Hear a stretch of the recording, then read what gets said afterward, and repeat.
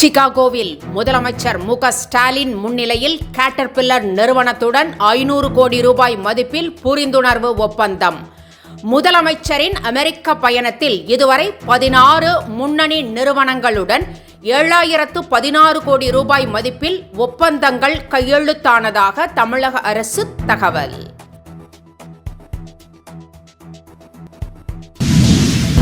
மதுரையில் மகளிர் விடுதியில் திடீரென ஃப்ரிட்ஜ் வெடித்து ஏற்பட்ட பயங்கர தீ விபத்தில் 2 பெண்கள் உயிரிழந்த பரிதாபம். காயமடைந்த 4 பேர் மருத்துவமனையில் அனுமதி.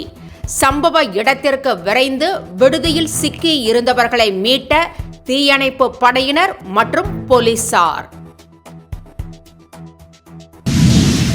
மதுரையில் 2 பேர் உயிரிழக்க காரணமான தீ விபத்து ஏற்பட்ட கட்டட உரிமையாளர் கைது.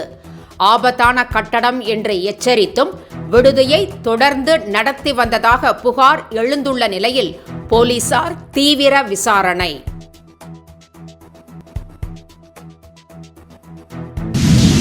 பொங்கல் பண்டிகைக்கான ரயில் பயண முன்பதிவு தொடங்கிய சில நிமிடங்களில் டிக்கெட்டுகள் விற்று தீர்ந்தன. சொந்த ஊர்களுக்கு செல்ல முன்பதிவு செய்ய காத்திருந்த ஆயிரக்கணக்கான மக்கள் ஏமாற்றம்.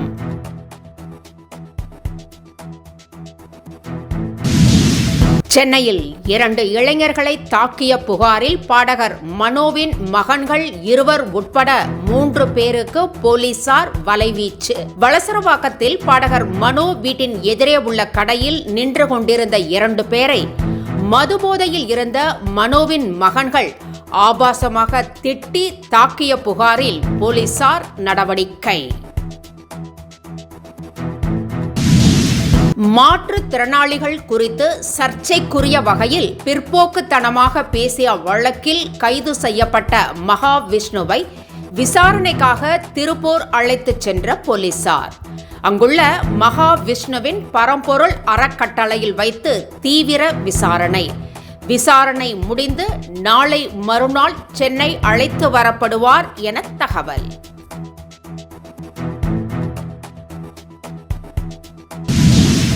விஜய் தொடங்கியுள்ள கட்சி 6 மாதங்கள் கூட தாக்கு பிடிக்காது என அமைச்சர் தாமோ அன்பரசன் கருத்து.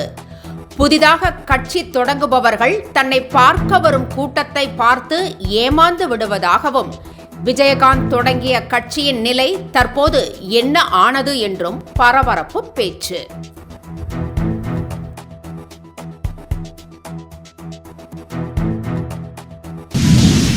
ஆதி திராவிட மாணவர்களின் தங்கும் விடுதிகள் மோசமான நிலையில் உள்ளதாகவும், அவற்றின் பராமரிப்புக்காக ஒதுக்கப்பட்ட நிதி எங்கே என்றும் முன்னாள் அமைச்சர் ஜெயக்குமார் ஆவேசம். மயிலாப்பூர் வில்லிவாக்கத்தில் உள்ள ஆதி திராவிட மாணவரின் விடுதிகள் மோசமான நிலையில் உள்ளதாக தொலைக்காட்சியில் வெளியான செய்தியை பதிவிட்டு சரமாரி கேள்வி.